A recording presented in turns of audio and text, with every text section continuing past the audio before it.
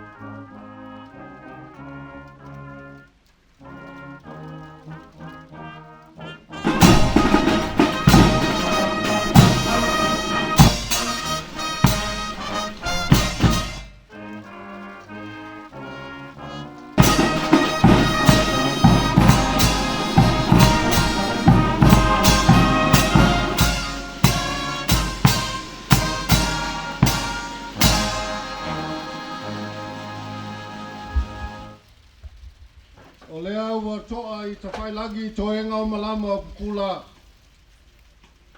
Ai whailo ia te tia matua sivi le fua mansina. Ina ua mangoto le ngafo. E afua mai le segi o Taeao le agalelei o le tua. Ai sufi e tafa felo le afi lo le whamaoni. O na saafi lea o le whauina.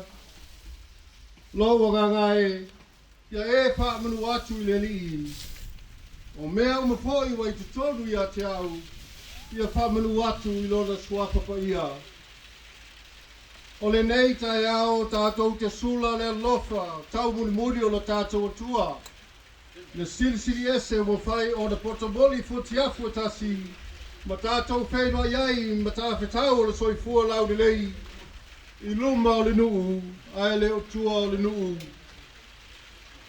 I le ava ma le Alatele. E avea ia umasui o le komiti whatonu o le Taeao o le talalelei. I Malaeola ma Gafoaga. Ina wa e se tofa I lana afio'aga le tamaitai pālemia.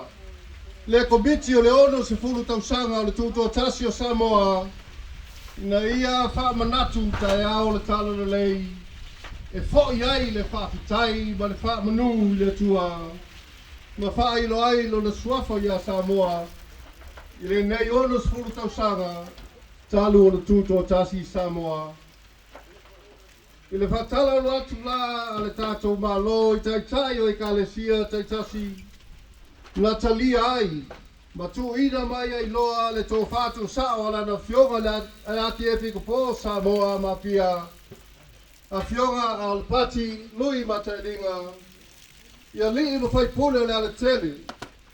I le awhiwhio o tuala masala, le mamalu ia te vaga ma waifale, ma sale murianga. Tapea foi lana afio'aga patele pe te loune, ma le paia ma le mamalu le vika iatu savai. Ina ia whaatino lenei wha moe. I le mae ai o lona lima o le Fonotaga le wakam. Lua afe lua se fulu ma le tolu. A la lenei Taeao. O nau whapea lea. Ma tau te whaatu lou. Whawhailo I atu mo whaatalo whaatu. I le whio lau whionga I le ama malu le malo Samoa. Lau afio'aga tui baleni whano wale atoa swalogi le lua malau masiofo. Afio lau afio'aga le Sui Usufono le Sui Tofia. Lau afio'aga le mamero pati molia malau falitua. Afio lau afio'aga le tamaitai pale mia. Lau afio'aga le sa'afapito. Lau afio'aga afia me na ogi matafa moliu le lua. Afio'aga I bin star kapileta. Mao tō li mo tō whalitua. Ka whiwhia o tō afio'aga I bin star langolango mao o tō whalitua. A whia o lau afio'aga le whamasinu sili mo lau whalitua. A whia o lau afio'aga le whonga whetalai o le Fonotaga o Samoa mo lau whalitua. A whia o lau afio'aga le sui whonga whetalai mo lau whalitua. A whiwhia o sui whaipule ia li'i matamai tai umar Fonotaga le lotu tō tasi o Samoa. Susunga I whaururunga o Ekalesia se uma si o tātou malo Samoa. A whio'aga le sui a kepe pō lau whio'aga pio na mana o lo nofo ni before e tai la tātou Ekalesia I lenei vaitau ina ua toe sea lo tātou tamā. A whiwhio patele Malaeola taulaga. Tamai te sa malu se Iesu la aiga whātuatua o le lotu Katoliko I Samoa ma le lalolagi atoa ai meise Samoa ua poto. A whiwhio maia, tala mai a ao ma susu mai. O Taeao lenei o le Taeao I le Alatele. O le Alatele lenei ma ona tupua o Malaeola ma Gafoaga. O lo oto ai mo ta sa. O le maota e iai o le tapu whalelagi. O le maota e sa. O le maota e le oina le paia le Ekalesia Katoliko. O la pui ai te vaga ma mai whale.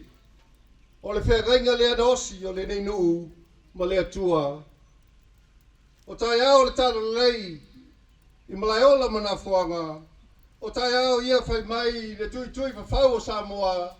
O Taeao ia na sulu ai Samoa I ave malolosi o le TALALELEI.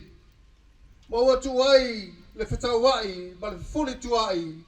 Ai alo mai e tautua Keriso manu malo malona fina ngalo.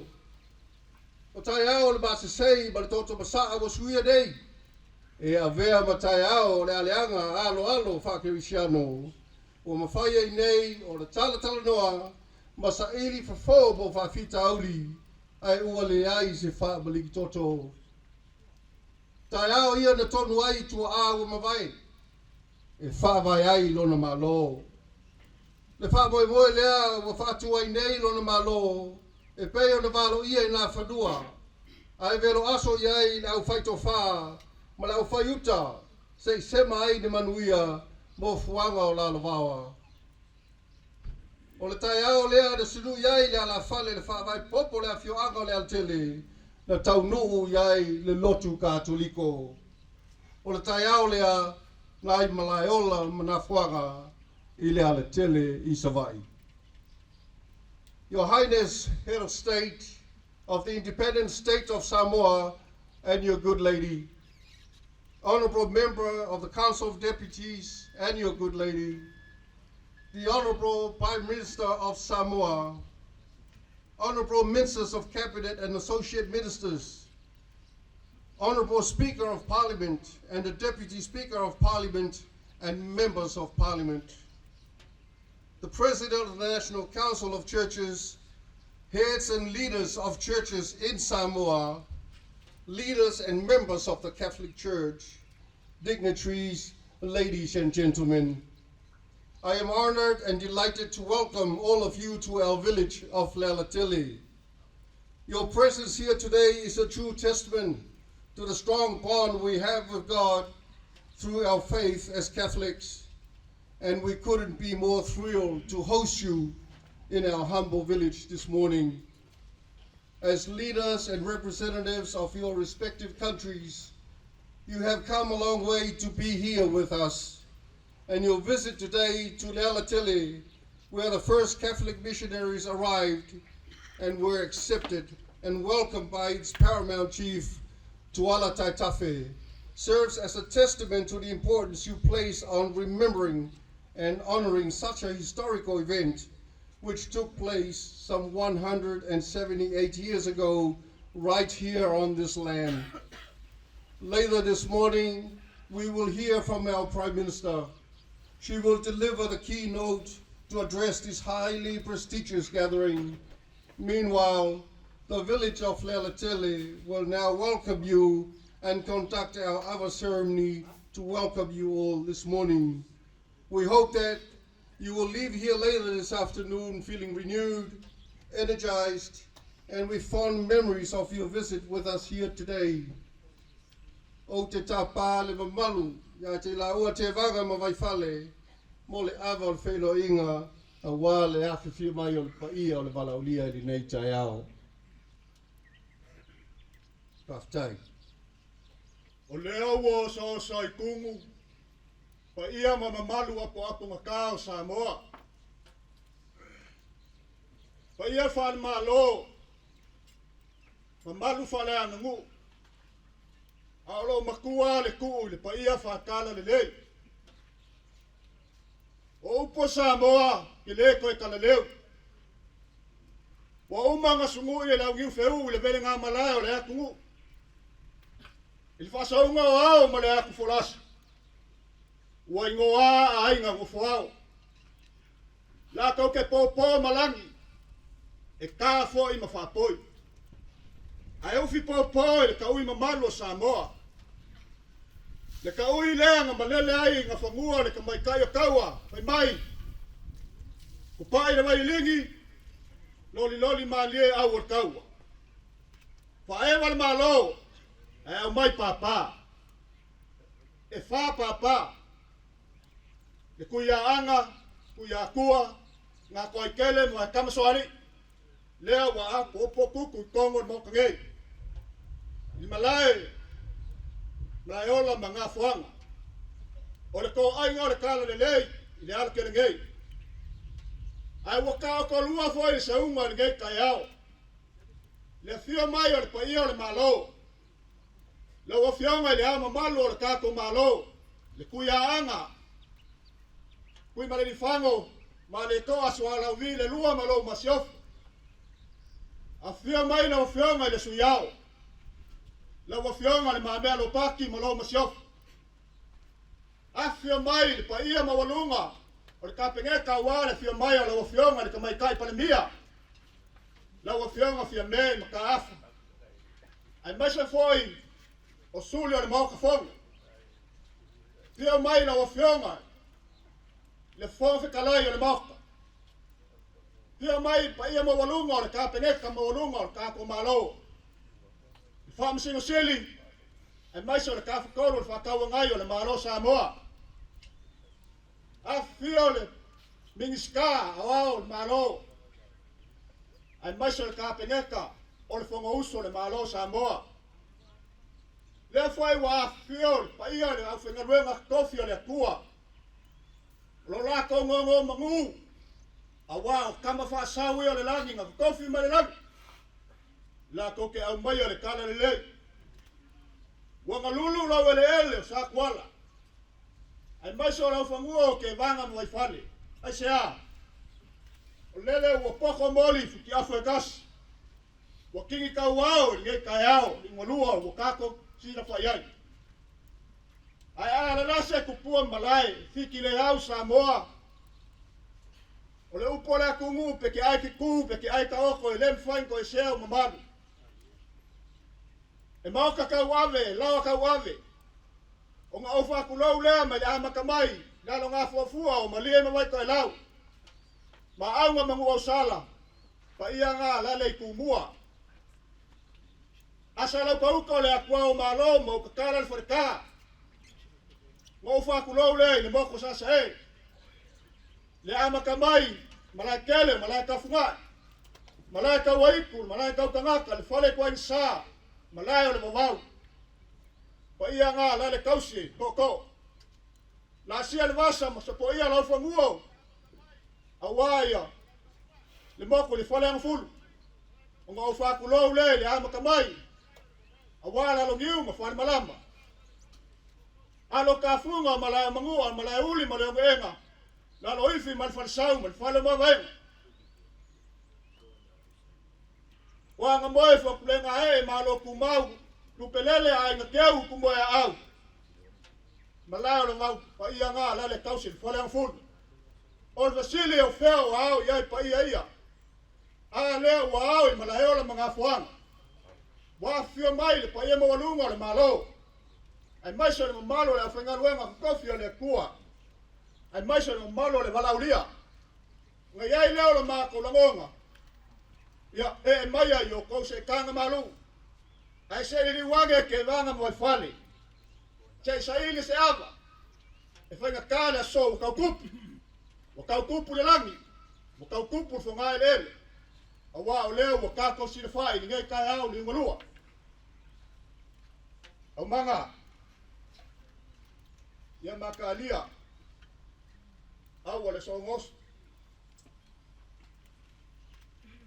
A ami le laulau. O le laulau sa keu i Malaeola mga fuanga. Sa ali sa whaiai alo fisao. Kualam. Le ko ai mai o le KALALELEI. Lea wakakala le so. E anga kong wailo kako Taeao sisifa.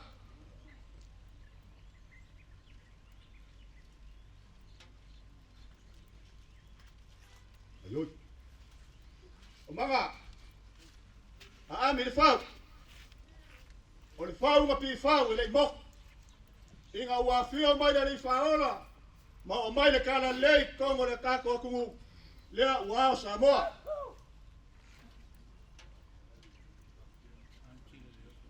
Awal fisa hari.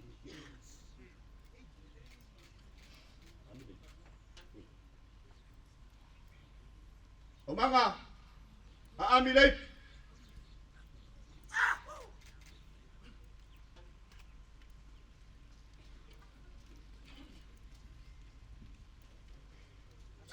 O lei pulea o le whenga fau.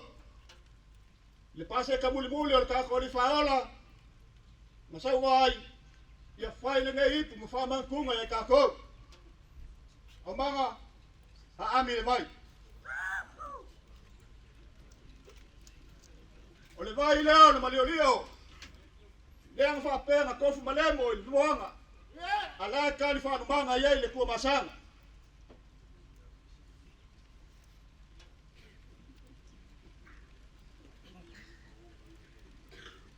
O mga whawhiau mai le kaupou.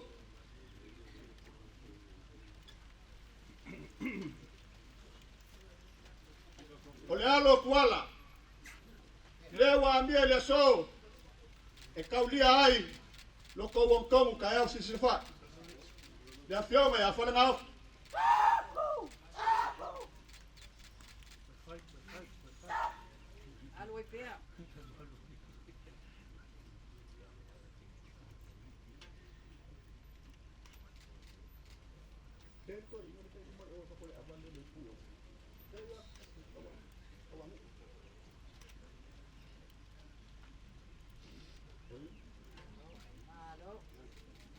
Ya, amanga.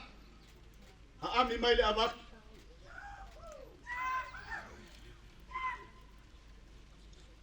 Le awa sa kui kumkumaunga. Ai mai nga falala o nga lai le sami. Nga ofiki ai le sa le KALALELEI.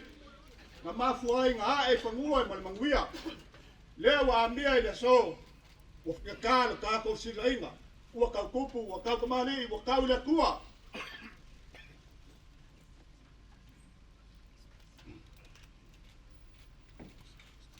O mga aami mai le awa o le li Taeao. E whainga kā le whaakani wala msala. Pa ia o le whaalangilangi. Lea ua whaafio mai le so. E molimauina ma whaamau popo lo ka. Lo ka asu whaangau o lea ua whaamaenga le so.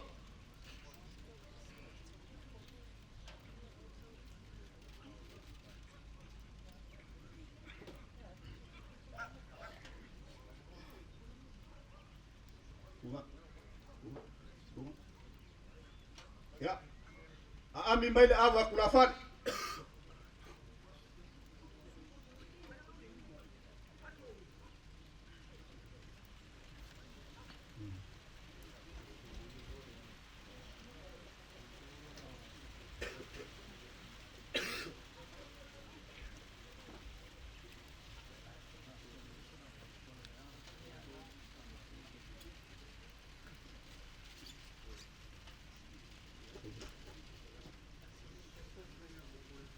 manga pasiku ele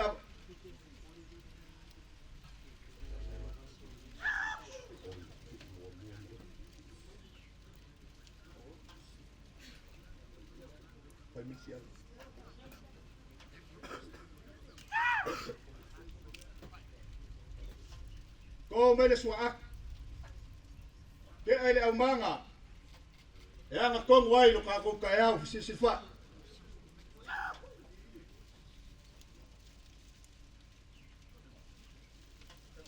ko mele vai kisa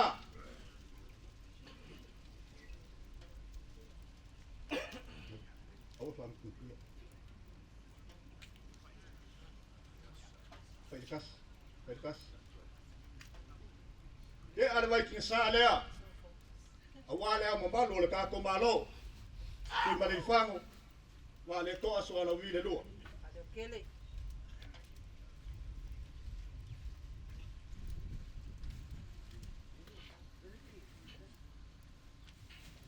ko le folas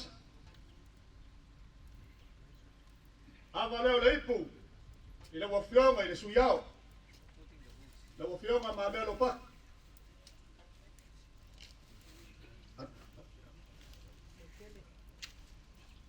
Ai. Lokele.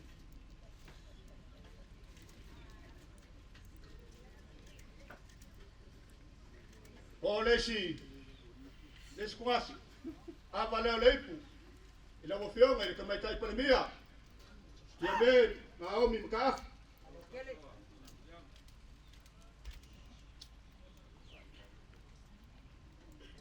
ko les folas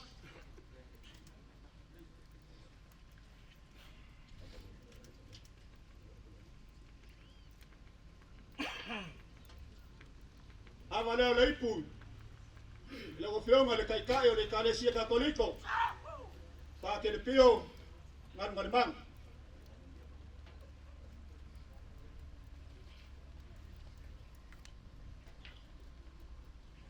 o les foras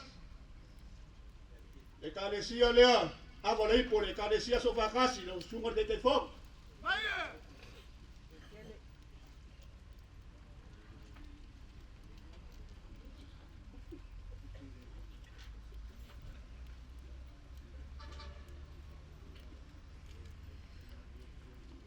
ko les foras avale ipu le fionga le fof kalai fionga ya pare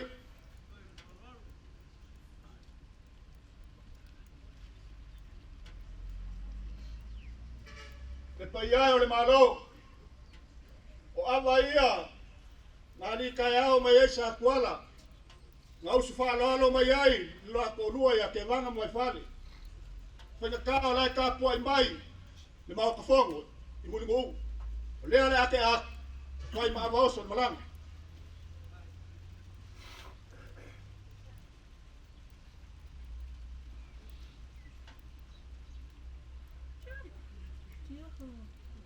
ya o mai ale ma ko ngwe ai se liwange ke vanga mai fale se saili se na for malai a mawastas ya Alofa pengang fa ni Taeao mahuya na so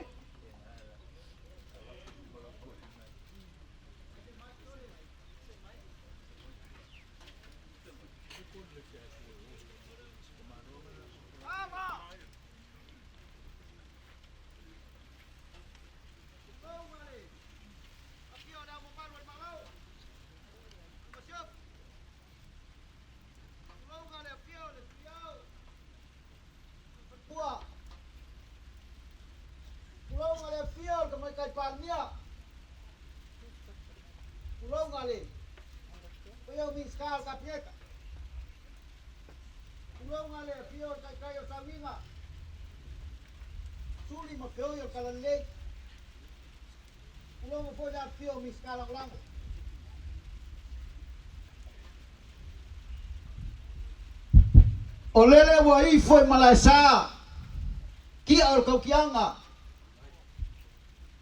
wa ko foi Malaeola mga fanga ki al malai awale afio'aga sa kwala le fio kwala malonga falsifulu afio sala malong falval alal kai mo malu ya ke manga mo fale kai ngange pa go kanga isan yang ole awa sabe yo lolo seunga awa makia fon ke sa olai se sawa ko lang male ai sa lele wa marul fa malo niu ola ola ko kai mau ko ka lele wo le kai akoa wale ko ku fa sala e pe alo pu le fai mo kamai kai aka wia ngau fa pi ko foi moanga ka ko fa moi le sula vi ngau ka ko kai siri awa lele wa malu maungu le so wa fa fe ngai se ngaula o lele wa kiki ko mo ai le Malaeola mga Gafoaga ole kupuanga koko yai le Ekalesia Katoliko ia le Alofa maleanga leo le kua le foi wa kako silfai so kuli bala fakfaka i luma le lo mongai ale kua i ngau ale ngupo i maunga wao ale o maunga lu lo mea awa ui se ko fa ngai i ko miki fa kongu awa ka penganga al fu fa ngai e usanga le kubai le se ngole Alofa le kua au ye yaso lo nga Alofa mo lo nga lei le wo fa ka ngu amanga kulea ya o nga wa Alofa le kaimi ola se yo ka kala ila maau lea atio ngale au malo Sui Usufono tau fionga ko mai kai palemia mi skala ka pengeta kai o sauniga e mai se mi skala ngolango malo wa ka ko mafuka sira mai mo mai se yo liliwange se fahilo se ama ngari kai mai ai le pai ai yainga te afio kwala masala la kai no malule salmuanga kai nga ke vanga mai fale ya awal fa alo maulunga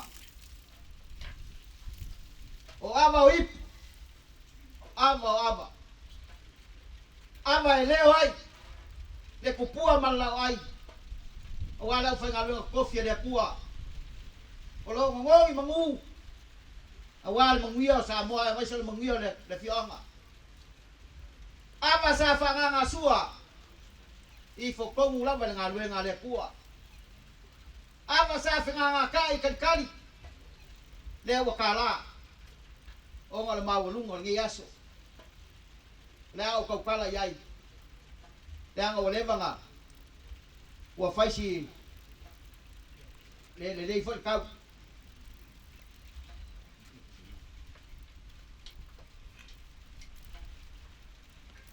lupesinga elima lava kumasi mal lava filafai ya ole wa mang fala sao mang la ke ali ngaki del kangwa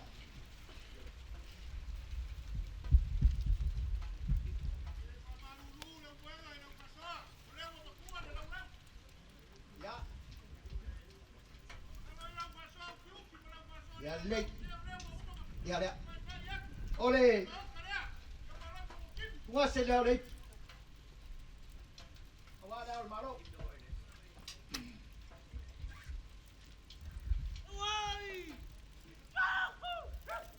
se le awale suyao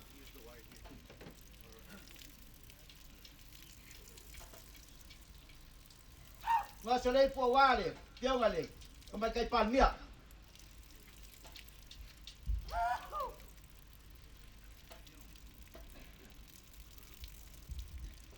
Ama, masolei po wale, kay kayo sami. Ama koe, ke vanga mai fale, na mango. Ya wale, ngi yaso mai pa moi. Apa?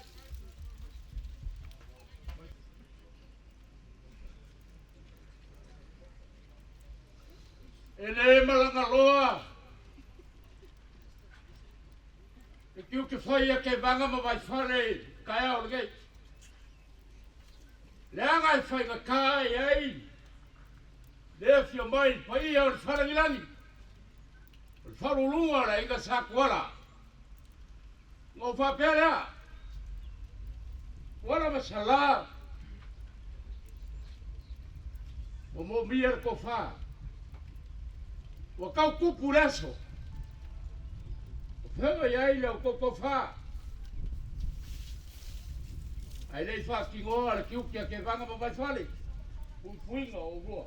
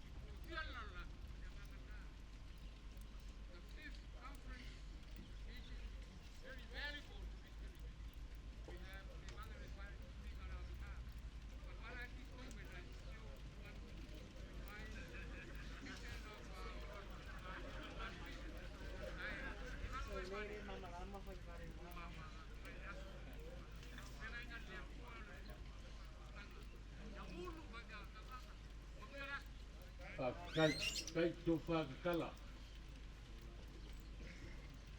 Ai au kere ia ngai a. Ile a ango le aso le ngai. Ei a sar kupua. O mangaku ai le aso le ngai. Le anga leo wa kau kupu le aso. Wasar ngā, wasar alo. Wasar sabi, wasar vau. Sāngi koi pisa lezi. Awange koi pao. Le malai. Sabrianga. Leo le malai.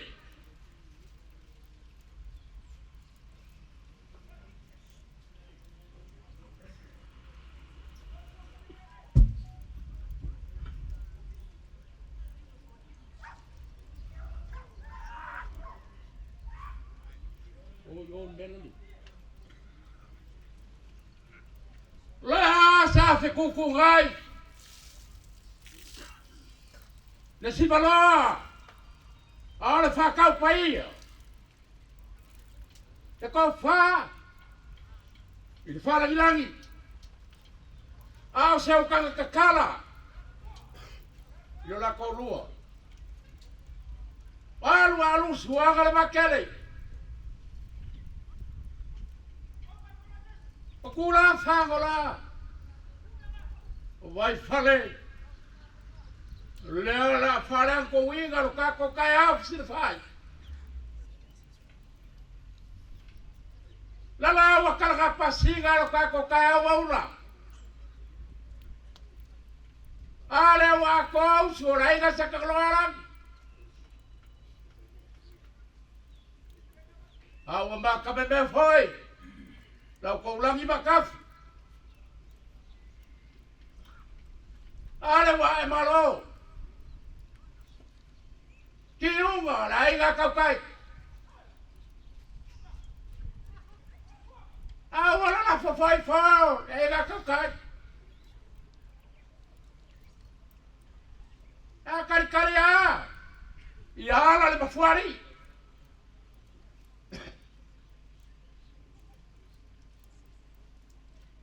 Aleoa. Wa e malo kaku kai au silfa. Wa kau kupu. Wa kau kamari. ko Taeao. Leo whenai kupu, Samoa. I le malai Malaeola ma Gafoaga. O malu le, ngai kua le malai le mauka. O ali whawhia mai au ko whionga. Lau whionga le ama malu le malau. Afia mai Sui au. Ia mai lau whionga mai kai palmio le maloku kakas. Afia mai au ko whionga I minska ka pikeka. Ma au ko whakua.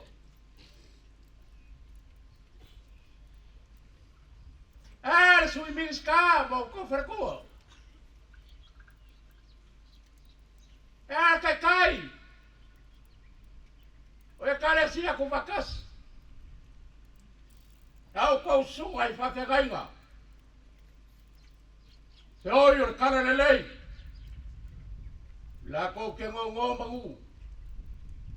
Mangui ai le maloku kakase Samoa. Ekalesia mainga. O mamalu mawalunga I ole asarei.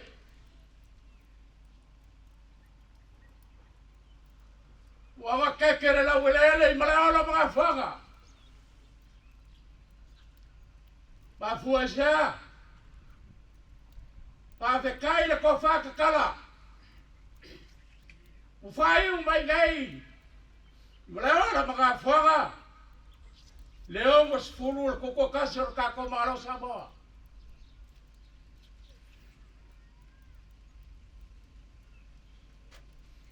O kere aluloa.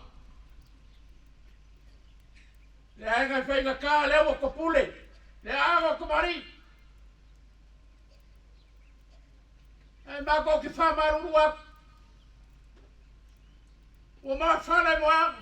Wa whane papa. Le mako ainga ia. Au le lawa lawa kula whale. Le au. Lau ko porfasoa. Ela I se ava a kaitu. Ai whawhekai. Leo alua. O malia whengolo ko sisina. Lo kako malo Samoa. Whawhekai. Leo kea le gaki au maga ko whinga. E mese o wharengaoki. La ko ke lui mali. Le aga kongur Taeao fisirfai. Taeao ka kupu. Le aga fai mai le ko kele ku ya aga le ka busari. Kupu yo Samoa. O mga kulea. Alu mama ngigo le ngalwe ka kachala. Ko fae vale oi poi. Kapa le ababa. Kau te lau whiaunga lea malu le malo Samoa. Kau te lau whiaunga Sui au le malo. Kau koe lau whiaunga le. Tui parimia. Kai lau whiaunga whiaunga parimia. Ia mea ngā omi makafa.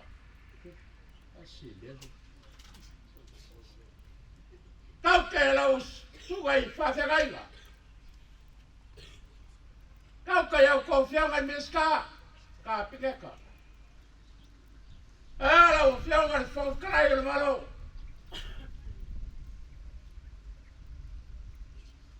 Whasoporia, le malaulia. Ko malo poko. Ngale liu le vai chika kurua ele ku le mar. Te ava wa whiaunga le parangilang. A whasoporia. O sa fuga lea. Te ako koe si sualo. Ilo voi whanu. Whawhikai le kua. O lea tua pule. O lea kua e tau tai whainga malanga. O whaolanga.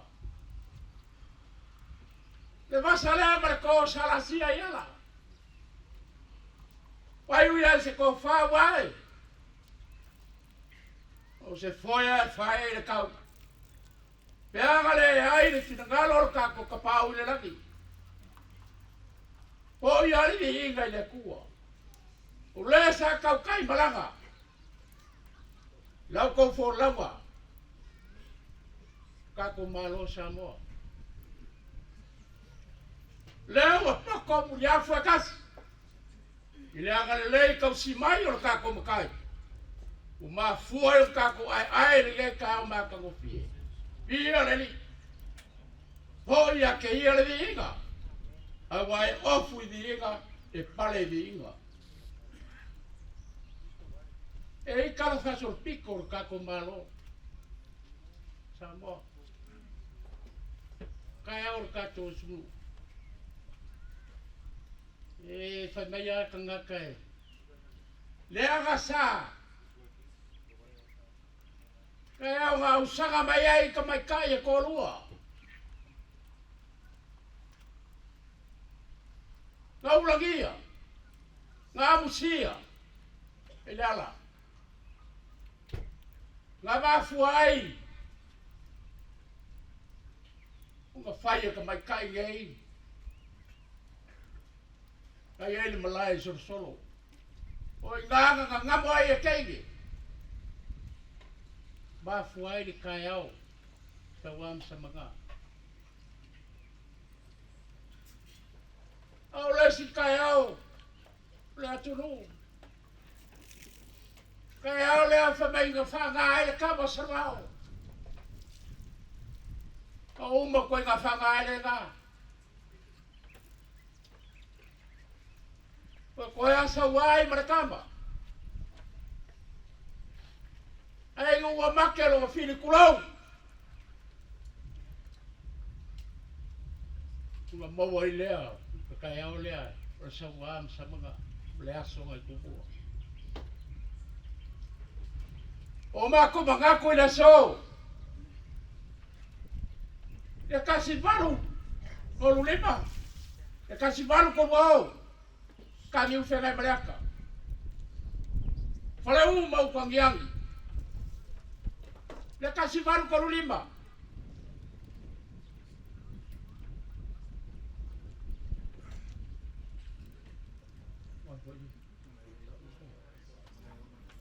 Taeao le mekis. Ai la kasi balu farima. Le Ekalesia le ngai mafu ai Taeao le ngai.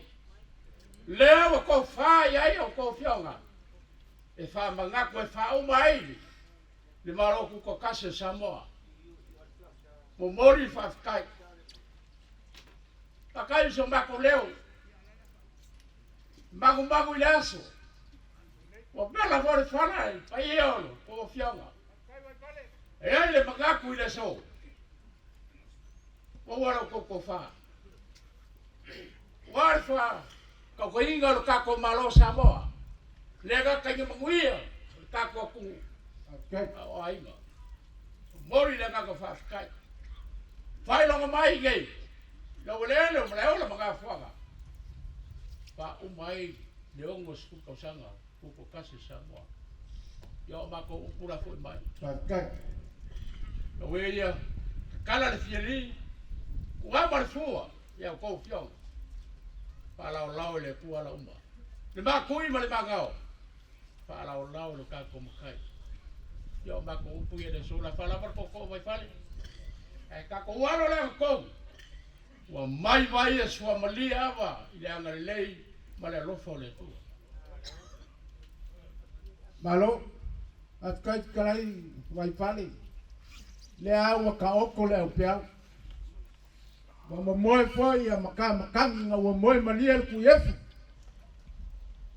Wala fa kanga fa ruat le wa fa hangi ki e malia. Awa yele fa moe ia wa lofo wa fa au ngase le au le malo. Poi ka kai palmia mar ka ko ma kanga nias. Me fa moe wa kau nga haru ka ko posesio. Ya, kalau ia ka ko angkong. Usilava fasoso, ai kulai se solia lofio kamali, ma fale upo. Amaya, Ia unga ami ele ipu le kuianga kui maleli fango. Kau ke la ua fionga le au mamalu o le malo Samoa Chief.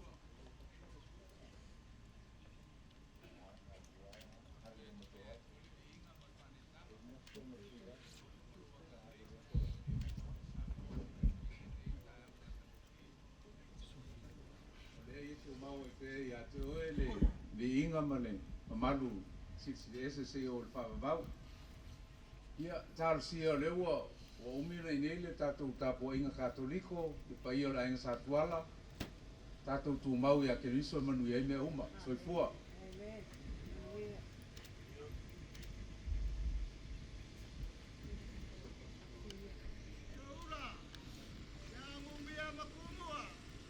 Okay, la ua fionga le Sui Au. La ua fionga le mamea ropa.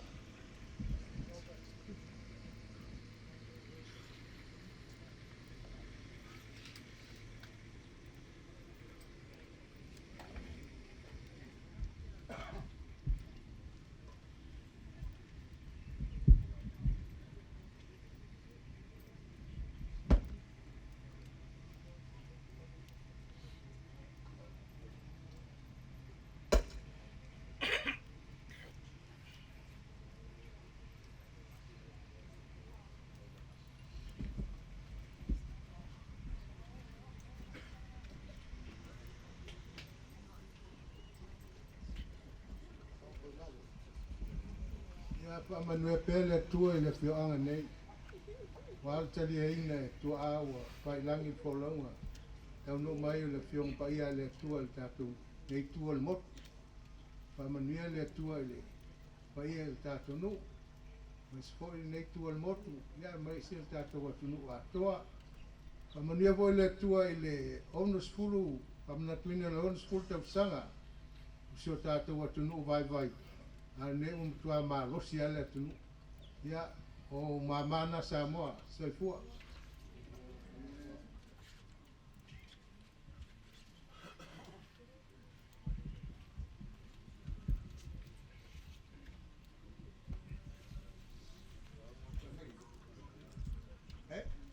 Olo wa paia inga i le Taeao o mamalu le Taeao. Taeao mangingo ma le Taeao wa koa. Alele wa i foi lupe le kia. Siva ka mai kai o kompu e koko le ka vai koko. Ka alo le ngafo le kwa au e ka ka fongo mai le ngafori. Lele o maru maungu e ngai kai au nga pesila tilpai. Te kaui fola wa kaui rumangu. Te o le faiba o ngofie. Le pai le kai le fuoli pe o le upur nga kai pale. Kalango ai e wa yalo pe o le video le ala Samoa.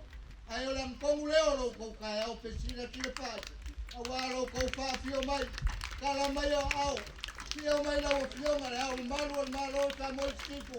Malau machiopo. Fio mai la o fio mai suyo su. Como sui kofia. Malau machiopo. Fio mai la o fio mai. Ile fonga pukalai o moka. Ai kai ngange. Vai a mawalunga e o ko fio mai limu ka mai kai mingi ska. Fio mai o ko fio mai. E limu ka mai kai pai pule. Kai ngange. Vai a mawalunga. No po pa ngai.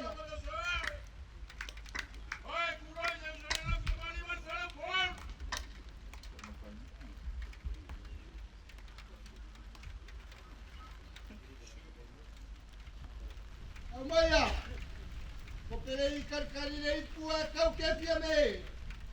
Kau ke ra wo pia mal palmia, ka mo sipu.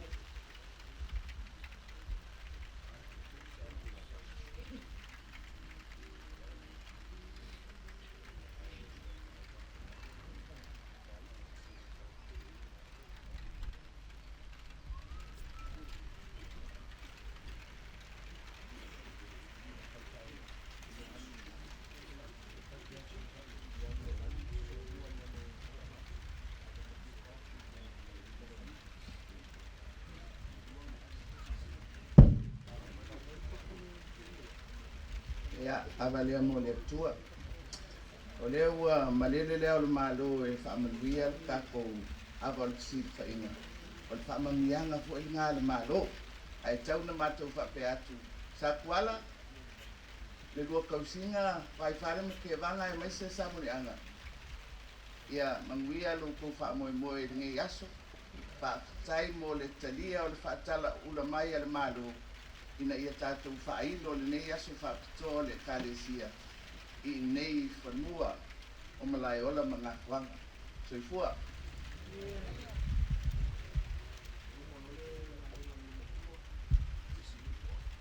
O maia, kau ke la o fionga kai o le Ekalesia Katoliko.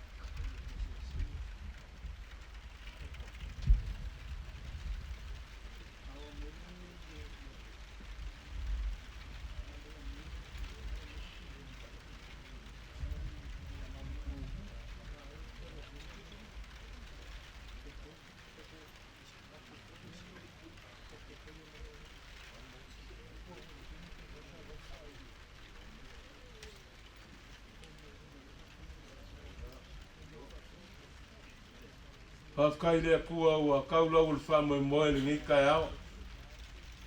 Whamalo whafkai le ufio kamai kai palimia marako malo. Marko whaua e whakakia ma whamaluinga Taeao le Ekalesia po Taeao le TALALELEI. O se mea ua kakau mongo mea. Ke le sao maka ngiu whiangai maleaka mo Samoa. Whare umo kuangiangi. Ke Malaeola mga afo'aga. Po le fala ma feula, maula le mulila. Ke kapuaia o kou whaiva. Awale manguio Samoa maonga kangaka. Whafkai le mangaia. Manguia.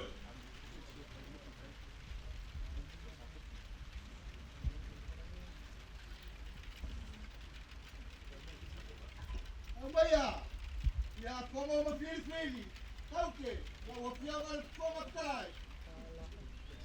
Ia, manu te leina le tātou whamemoe tuala msala. Te wanga mai whale whape fo isa rungianga. Tātou whamemoe pe le tua. Ia tofi mai langi staitai o tātou Ekalesia. Ia, la fugia foi na i tātou uso malanga mai pafo no nisi Fonotaga. Ia, manuia lo tō whamemoe, manuia na Iesu. Pamaruru aku. O maia, ia kumua mapule whangaro mi whimarie, maua se aso lofi.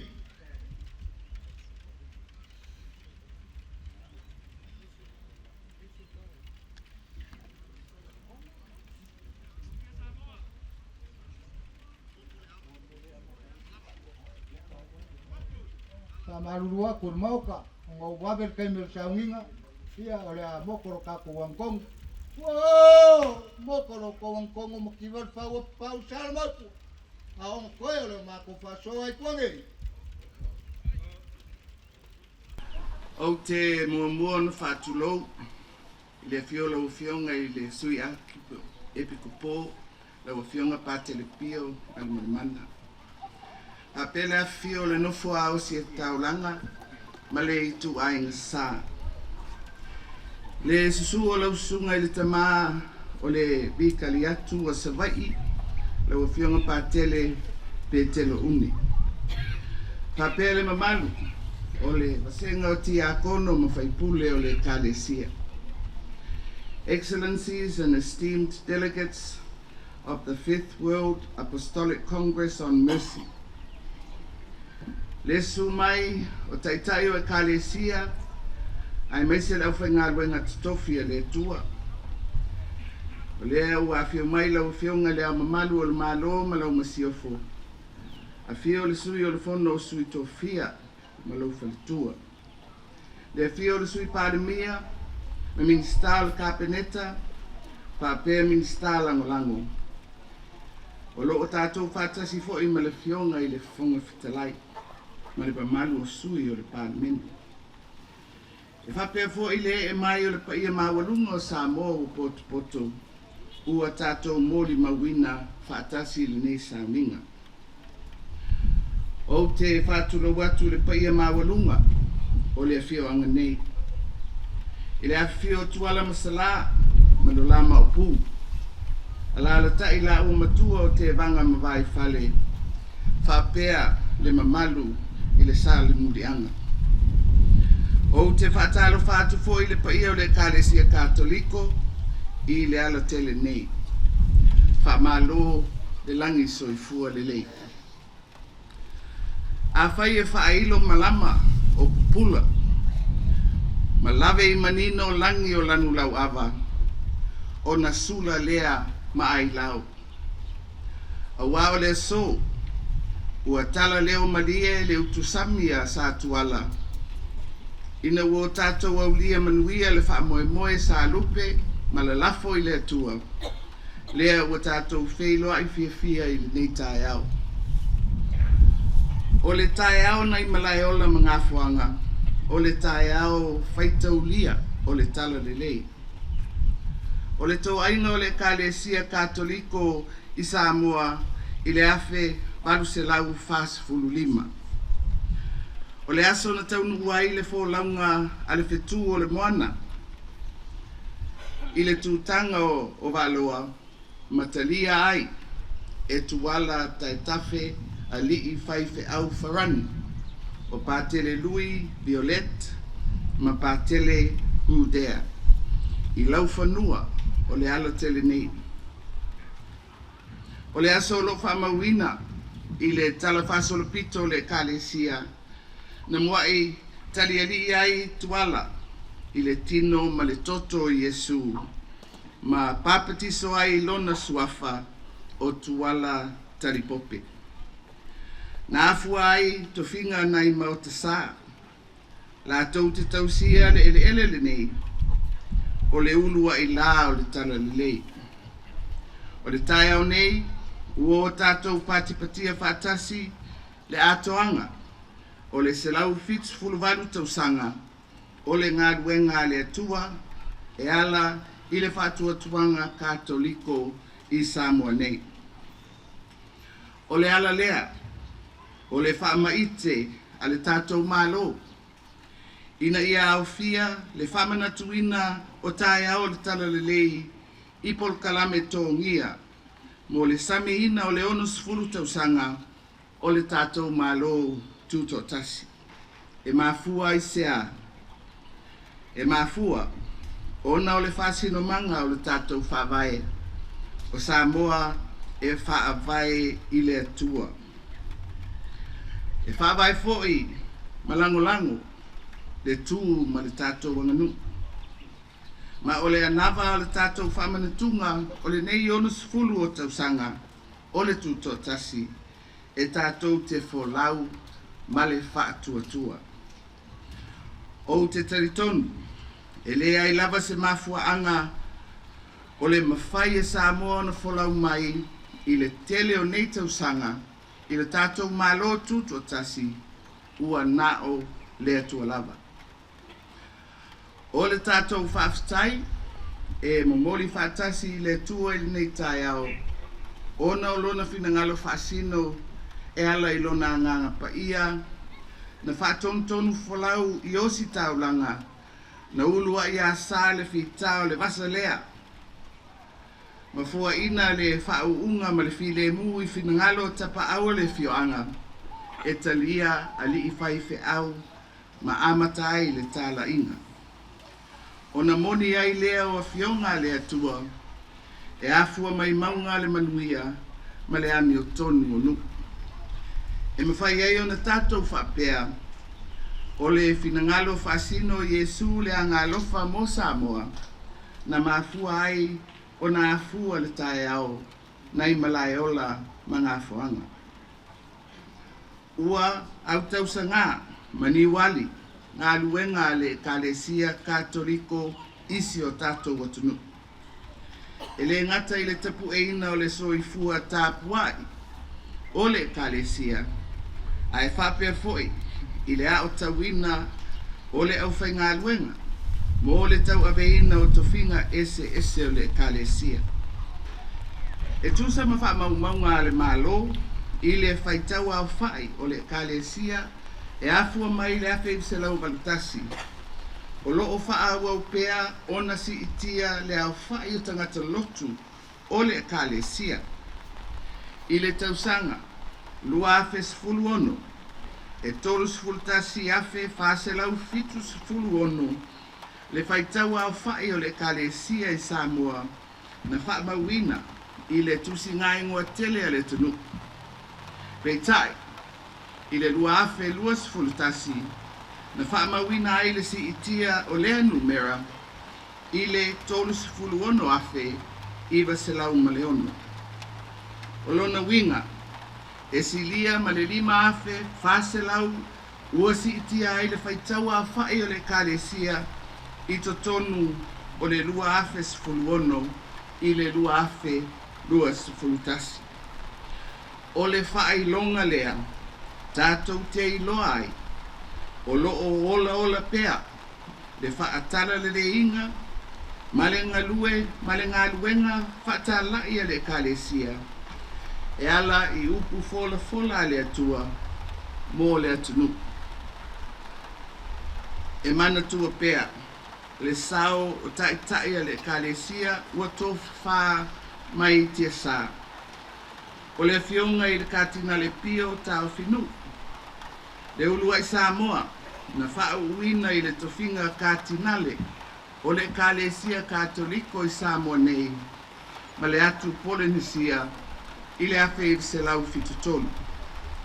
O se whaeaea mawalunga lea, mo se o si taulanga, na soifua e i Samoa, se ia o ina tu malo i le lua afe ma le fitu.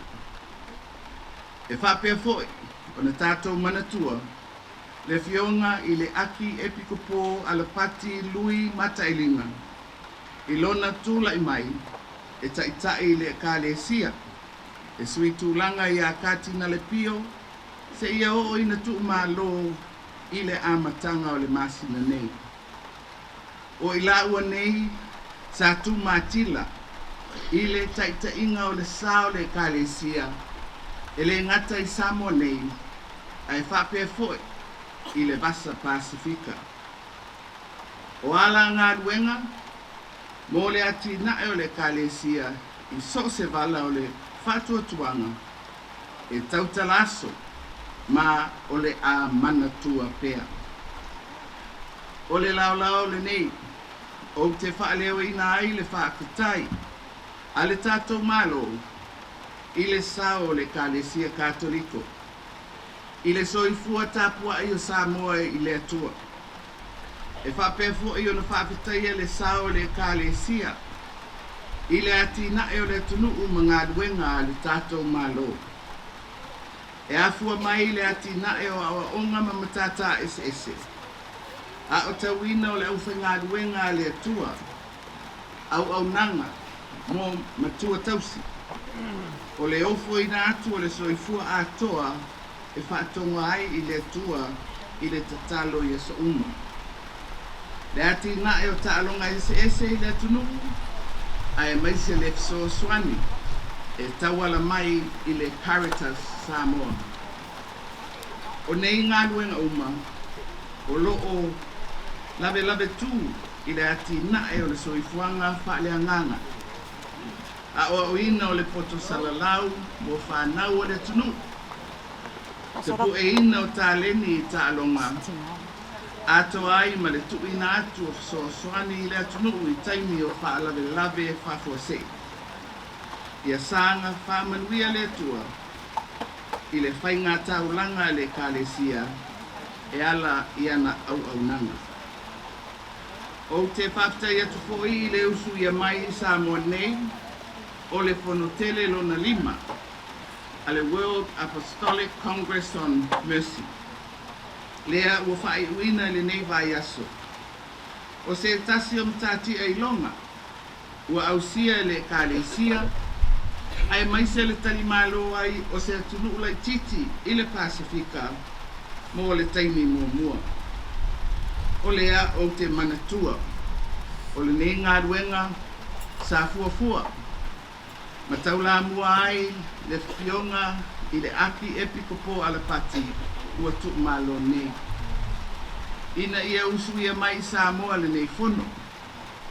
ia talo fai ua le nofo ia le na foa o tavita e molimauina lenei tau aofiaga tele ai whaafitai le afio'aga i le sui e pipopō ma taʻitaʻi o le ekalesia ma pulenga ese o lea ua i'u manuia le whaamoemoe whaamālō le usufono whaafetai le tali mālō ai maise le una ia pea o le fe'au o le talalelei o Iesu o ia o le alofa mamanu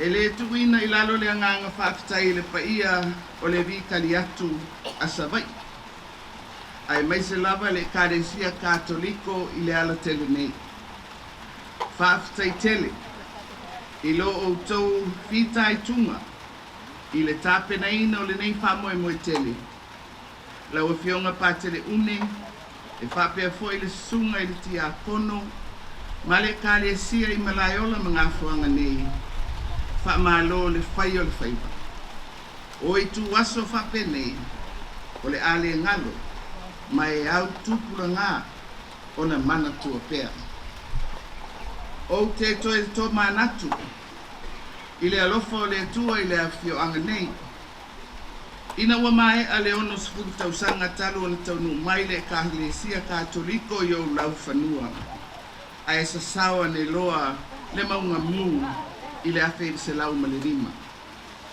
na afua ai le folauga a le auva'a i tumuā i nā ona po ma tau ai i le tuamasaga lea ua afafio ma papa'ao ai le to'atele o le aiga satuala i le auva'a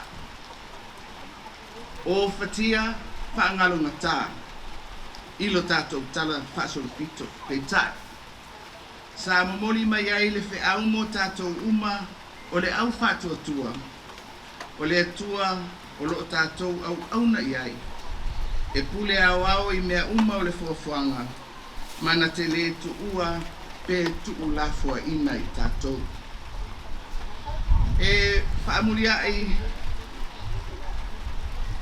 e whaafetai i le fionga i le sui palemia o le tamā o le itumālō i lona taulamua i lenei whaamoemoe ma lona māelegā ia taunu'u lenei aso whailongaina whaafetai le whatoatoa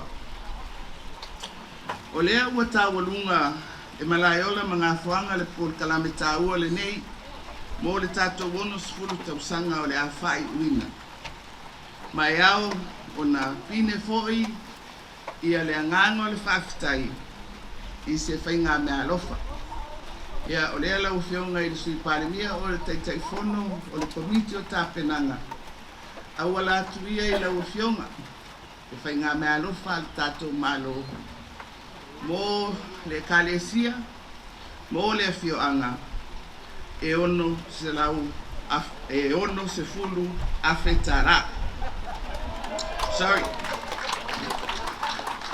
se tele nisi tupe fa'atoa le ono se lau afe o le tatalo ia aua nei mavae lo tatou naunau e galulue mo le mālō le atua ia soso'o fo'i le fau ma le fau i se taʻitaʻi o le Ekalesia o le atula'i mai e fa'aauau le galuega i le aga'i atu i le lumana'i ia tuputupu pea le galuega a le atua i le Alatele nei ma ia avea lenei taeao faitaulia o le talalelei tatou te mana tua ai le taʻitaʻiga mamana a le atua mo si o tatou atunupu ia manuia e fa'amanatuina o le selau fitu valu tausaga o le taunu'u mai o le Ekalesia Katoliko i Malaeola ma Gafoaga ia manuia e Iesu Keriso.